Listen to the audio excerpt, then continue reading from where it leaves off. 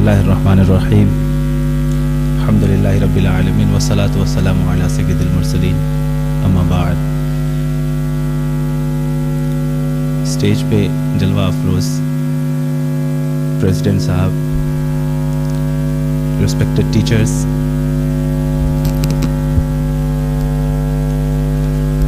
Dear students, अस्सलामु अलैकुम रहमतुल्लाह।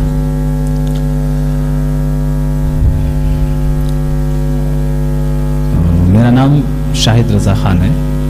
मैं बिहार के एक ज़िला गया से ताल्लुक़ रखता हूँ। uh, 2018 में I qualified civil services examinations conducted by UPSC with a rank 751, and then again I qualified Bihar Public Service Commission examinations BPSC twice,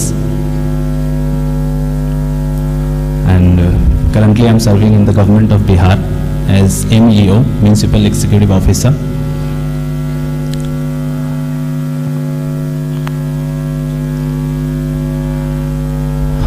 I would like to share my experience and my journey from madrasa to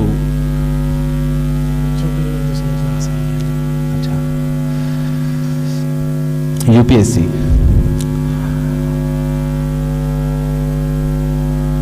मैं भी, मेरे यहाँ आने का एक मकसद ये भी है कि मैं बिल्कुल आपकी तरह हूँ, मतलब नॉट अ प्रिविलेज बैकग्राउंड। किसी कन्वेंट स्कूल से मैंने नहीं पढ़ा, कोई बहुत बड़े स्कूल में इंग्लिश मीडियम से मैंने तालीम अपनी हासिल नहीं की, और मैं आप में से किसी भी एक की तरह हूँ और था। गाइडेंस मिली, अपनी मेहनत रही, तो धीरे धीरे सीढ़ियां चढ़ता गया और अल्हम्दुलिल्लाह कामयाबियां मिलती गई।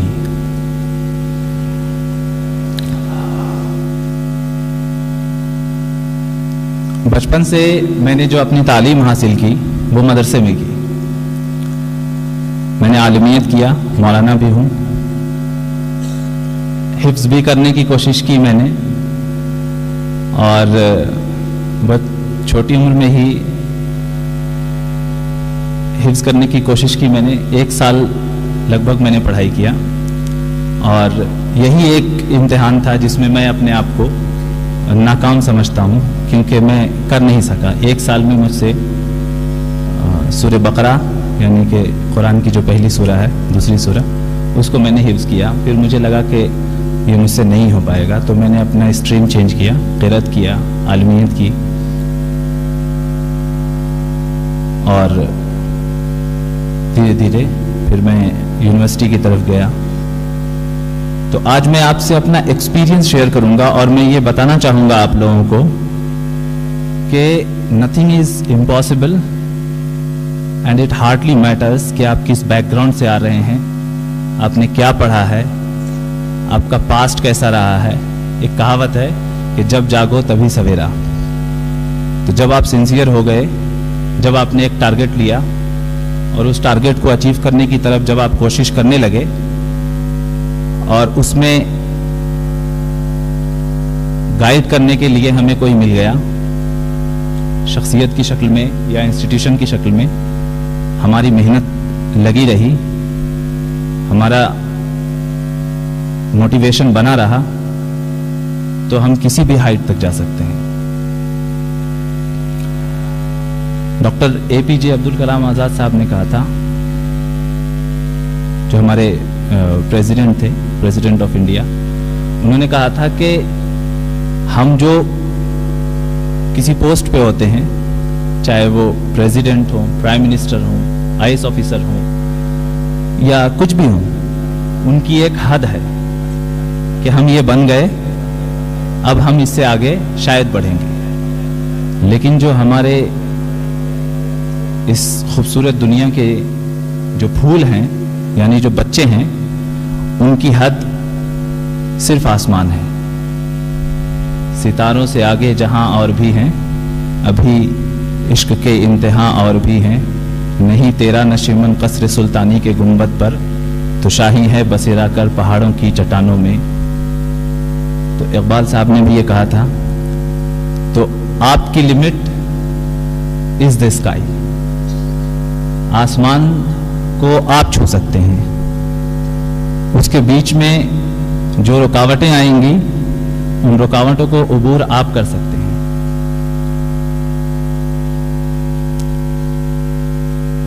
मैंने जब मदरसे में पढ़ना शुरू किया, मैं बहुत प्रिविलेज्ड फैमिली से भी नहीं आता हूं,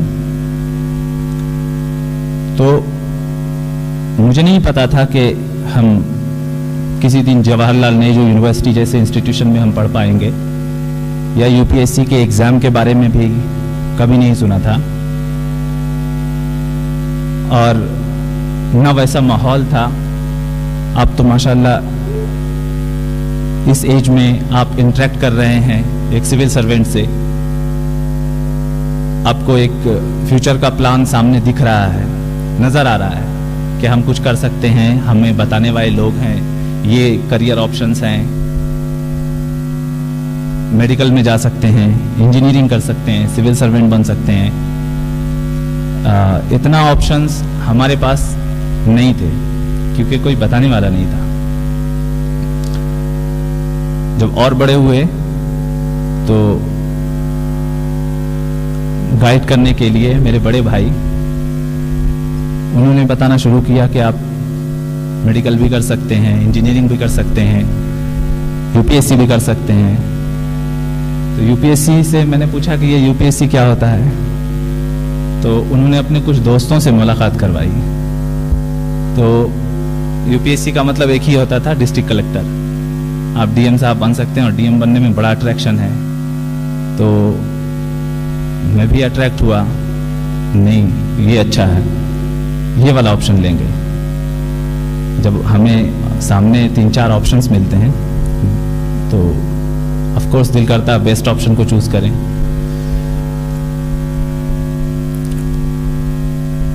दो 2008 तक मुझे कोई कंसेप्ट क्लियर नहीं था कि यूपीएससी क्या है, कैसे करेंगे।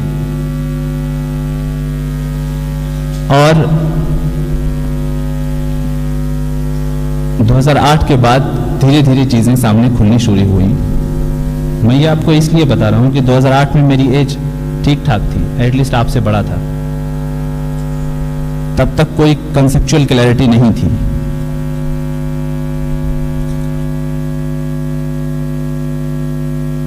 तो 2007 में मैंने मैट्रिक का एग्जाम दिया। मदरसे में पढ़ते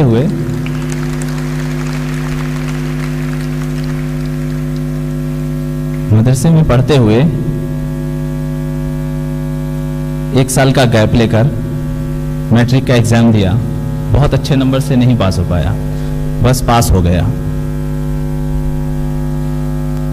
ये अहम इसलिए है बताना कि जरूरी नहीं है कि हमने 10th में 80 अबव परसेंटेज लाए या फर्स्ट डिवीजन से ही हम पास करें तभी हम बड़ा ख्वाब देख सकते हैं।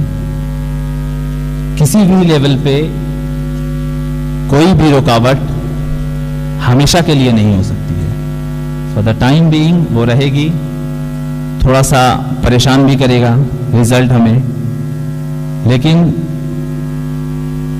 उसको ओवरकम करके आगे बढ़ना, यही जाबाजों का खेल होता है, यही जाबाजों का काम होता है।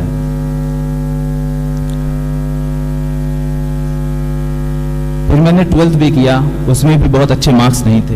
एंड टू बी फ्रैंक, जब मैंने यूपीएससी की तैयारी शुरू की 2012 से, जब मैं जेएनयू गया, वहाँ का माहौल देखा, वहाँ से जेएनयू में यूपीएससी की पढ़ाई हो रही है, एस्पिरेंट्स तैयारी कर रहे हैं, तो वहाँ से मैंने जब पढ़ाई करना शुरू की और बेसिक्स किताबें जब मैंने पढ़नी शुरू की एनसीईआरटीज़ की, तो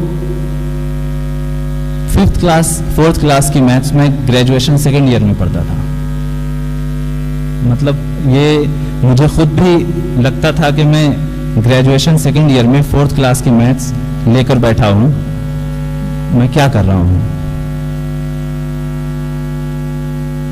साइंस की किताबें 6th क्लास की 7th क्लास की साइंस पढ़ रहा हूं। एकेडमिकली मैं ग्रेजुएशन सेकेंड ईयर में हूं। तो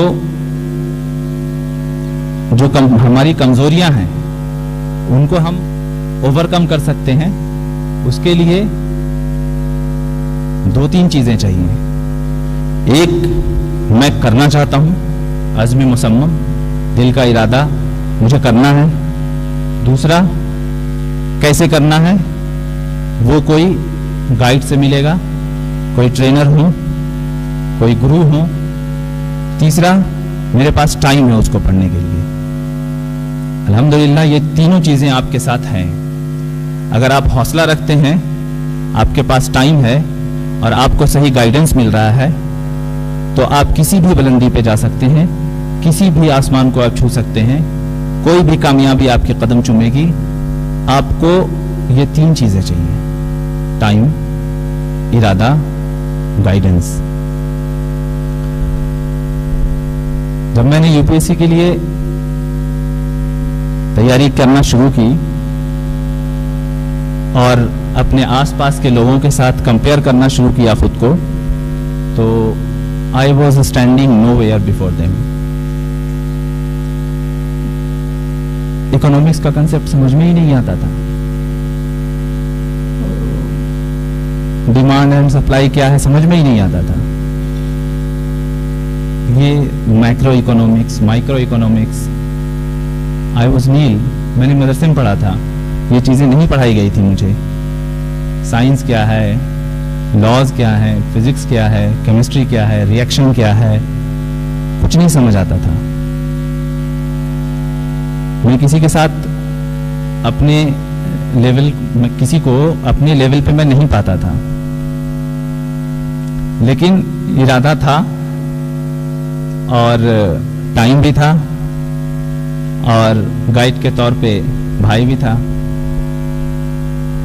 तो मैं कोशिश करता गया, धीरे धीरे धीरे धीरे मेरा लेवल रेज हुआ। आप देख सकते हैं मैंने 2012 से तैयारी शुरू की, 2018 में मैंने एग्जाम क्वालिफाई किया। 6 साल कंसिस्टेंटली मैंने पढ़ाई की और बीच में हौसला टूटता था, फिर बनता था, फिर टूटता था, फिर बनता था। एकेडमिक्स को भी कंटिन्यू रखना है, पढ़ाई भी करना है। अगर हौसला पस्त हो रहा है उसको दोबारा से उभारना है। प्रीलिम्स का एग्जाम दिया, नहीं हुआ, बैक टू फर्स्ट लेडर, फिर पहली सीढ़ी से चढ़ना है। दूसरे लेवल पे जाओ, मेंस क्वालिफाई किया, नहीं हो रहा है, फिर पहली सीढ़ी पे आ गए, फिर आगे चढ़े, फिर एग्जाम दे करके इंटरव्यू पे गए, फिर नहीं हुआ, वहां से फिर नीचे आ गए। वो सांप और सीढ़ी वाला खेल देखा है ना आपने, नीचे से चढ़ रहे हैं, 99 नंबर पे जाके एक सांप ने डस लिया, तीसरे चौथे नंबर पे फिर से चले आए। तो ऑलमोस्ट वैसा ही इस बार अभी यूपीएससी का रिजल्ट आया, बहुत सारे लोगों ने एग्जाम दिया, बहुत सारे लोगों ने क्वालिफाई किया, कई एक ऐसे थे जो इंटरव्यू में जाकर पीछे आए, उनके साथ यही हाल है, 99 नंबर पे सांप ने डसा। लेकिन इंपॉर्टेंट ये है कि वहां से हिम्मत नहीं हारना है। किसी भी लेवल पे ह्यूमन नेचर है, टेंशन होता है, फ्रस्ट्रेशन होती है, होपलेस होता है इंसान, लेकिन इसको ओवरकम करना और आगे बढ़ना, ये बहुत इंपॉर्टेंट है। आप मदरसे से हैं, आपका मीडियम क्या है, आपकी पढ़ाई क्या हुई है, कौन सा सब्जेक्ट आपका अच्छा है, कौन सा सब्जेक्ट आप एकदम नहीं पढ़, आपने कभी नहीं पढ़ा है, इट डजंट मैटर।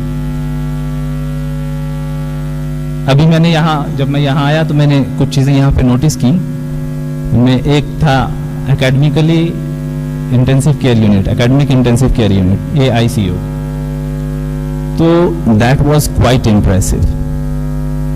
अभी जो मैं बातें आपको बता रहा हूँ, मान लीजिए कि अगर मुझे ये AICU मिला होता और मुझे डिमांड एंड सप्लाई नहीं समझ में आ रहा है, मैक्रो एंड माइक्रो इकोनॉमिक्स का डिफरेंस नहीं समझ में आ रहा है, न्यूटन के लॉज नहीं समझ में आ रहे हैं, एक्शन एंड रिएक्शंस नहीं समझ में आ रहा है, तो AICU हमारे जैसे लोगों के लिए है।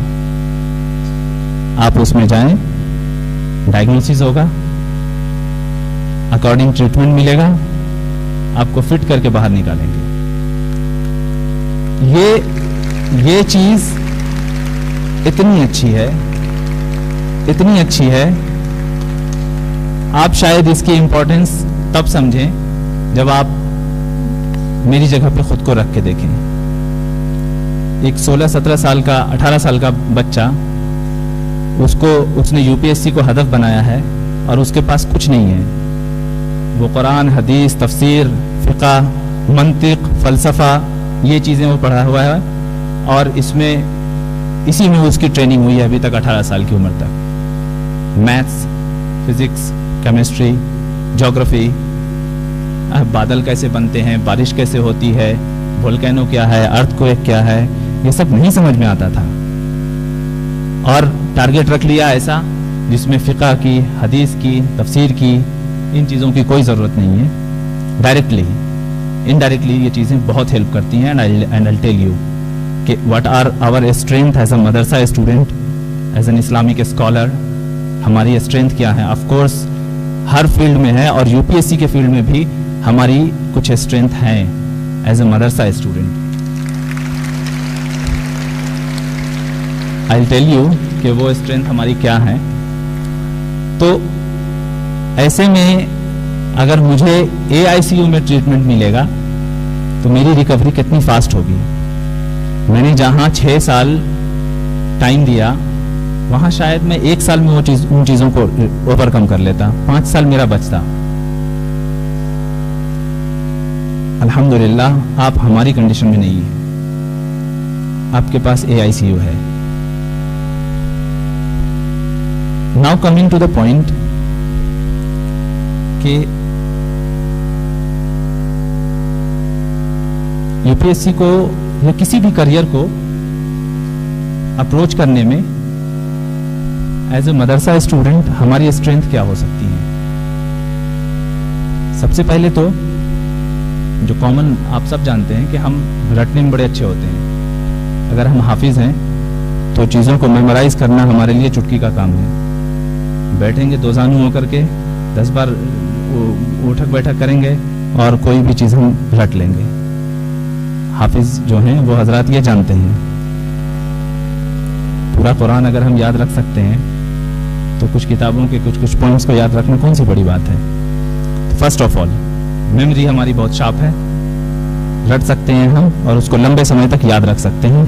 इससे हमारा किसी भी एग्जाम में, कॉम्पिटिटिव एग्जाम में रटने का एक अपना रोल होता है, चीज़ों को मेमोराइज करना होता है, चाहे वो नीट का एग्जाम हो या आपका JEE का एग्जाम हो, UPSC हो, कोई भी हो। मेमोराइज करना, कंसेप्ट फैक्ट्स को मेमोराइज करना बहुत ज़रूरी होता है, उसमें ये हमारी स्ट्रेंथ है। दूसरी जो इससे भी ज़्यादा इंपॉर्टेंट चीज़ है वो है एक डिसिप्लिन्ड ट्रेनिंग।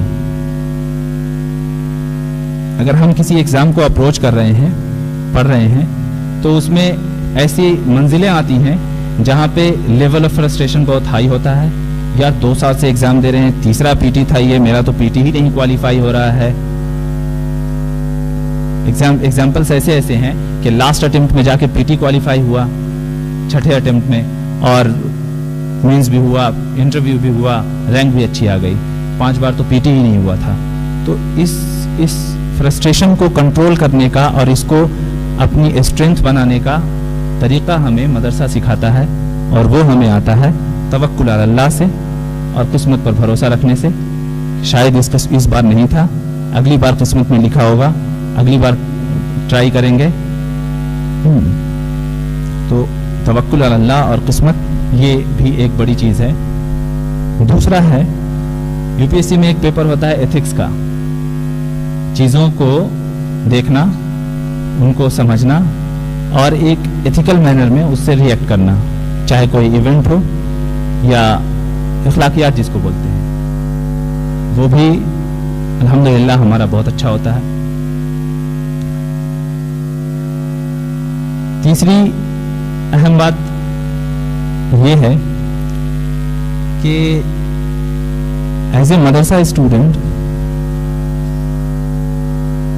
आपकी एक्सपेक्टेशंस बहुत हाई नहीं होती हैं। High in the sense frustrating नहीं होती हैं। ये नहीं हुआ तो क्या करेंगे, ये नहीं हुआ तो क्या करेंगे, ये चीजें नहीं आती हैं। रिस्क देने वाला अल्लाह है, इज्जत देने वाला अल्लाह है, और अपना काम है मेहनत करना, खुद पे भरोसा रखना और आगे बढ़ते जाना। तो पहला अटेम्प्ट जब मैंने अपने एग्जाम का जब मैंने पहला अटेम्प्ट दिया तो मेरा रिजल्ट नहीं हुआ, और एक होता नहीं होना, एक होता बॉर्डर पे आके रुक जाना। बहुत खराब रिजल्ट था, मतलब बॉर्डर से बहुत दूर। टेंशन हुई कि यार 2 साल 3 साल पढ़ करके एग्जाम दिया था, फिर पीटी भी नहीं हुआ। नहीं होना तो दूर की बात है, एग्जाम्स में मार्क्स बहुत खराब आ रहे हैं, इसको कैसे हैंडल किया जाए। दूसरा अटेम्प्ट दिया, थोड़ा सा आगे बढ़ा, फिर सिलेक्शन नहीं हुआ, पीटी नहीं हुआ, लेकिन हाँ बॉर्डर से कुछ ही दूर था या बॉर्डर पे था, ऐसे कर लीजिए। फिर तीसरा अटेम्प्ट दिया तो पीटी भी हुआ, मेंस भी हुआ, इंटरव्यू भी निकला अल्हम्दुलिल्लाह। कहने का मतलब यह है कि success, failure eight one stage can not be a hindrance for success at any other level of stages. आप 12th में मार्क्स नहीं आ रहा है, 10th में मार्क्स नहीं आ रहा, मत आए, हम इंप्रूव करेंगे। There is always scope for improvement. हम आगे बढ़ेंगे, कदम नहीं रुकना है। एक शेर है, मेरे जाबाज खिलाड़ी, खींचे जा तू अपनी गाड़ी, काम जहां में कुछ तो कर जा, नाम जहां में कुछ तो कर जा, काम ही करते करते मर जा, अवसर बंजर बंजर जंगल झाड़ी, खींचे जा तू अपनी गाड़ी। सुस्ताने का नाम न लेना, सुस्ताने का नाम न लेना, राह में कुछ शैतान मिलेंगे, उनका दामन थाम न लेना, देगी तुझको राह पहाड़ी, खींचे जा तू अपनी गाड़ी।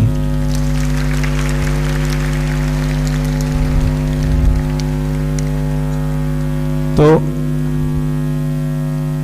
दिस इज हाउ, इस तरह से मैंने अपनी जर्नी को आगे बढ़ाया। और अभी मैं इस स्टेज पे हूँ कि अभी 3-4 दिन पहले फिर एक रिजल्ट आया मेरा, अल्हम्दुलिल्लाह मैंने फिर क्वालिफाई किया। और बैक टू बैक मैंने यूपीएससी में एक बार रिजल्ट दिया, बीपीएससी में बैक टू बैक 2 बार रिजल्ट दिया मैंने। तो एक मदरसे के लेवल पे आज से लगभग 2008 में मैंने फरागत की, 2008 से 2021, 13 साल की मेहनत पे और 13 साल के गाइडेंस पे, nothing in the sense of this modern education. Of course मेरे पास दीनी तालीम थी, तो आई कांट से कि नथिंग। मैं फ़क़ीह था, मुफस्सिर हूँ, हदीसें पढ़ी हैं, कुरान पढ़ा है, लेकिन मॉडर्न एजुकेशन मेरे पास नहीं था। तो नथिंग से समथिंग पे ये जर्नी रही, and it was quite fruitful, and the outcome of my labour, my hard work, the guidance given to me, and my sincerity, and my belief in the Almighty, support of the guardian, family, teachers, guru। अल्हम्दुलिल्लाह आप एक ऐसे institution में हैं जो आपसे इतना time नहीं लेगा, और जैसा कि मैंने बताया इंटेंसिव केयर आप पे रहेगी, और आपकी खामियों को तलाशा जाएगा, तलाश के उसको ख़त्म किया जाएगा। आपको बस मेहनत करना है, अपने आप से सच बोलना है, सच इन द सेंस अपनी खामियों को, अपनी वीकनेस को अपने सामने रखना, अपने स्ट्रेंथ को अपने सामने रखना, वीकनेस को स्ट्रेंथ में तब्दील करना और आगे बढ़ते जाना।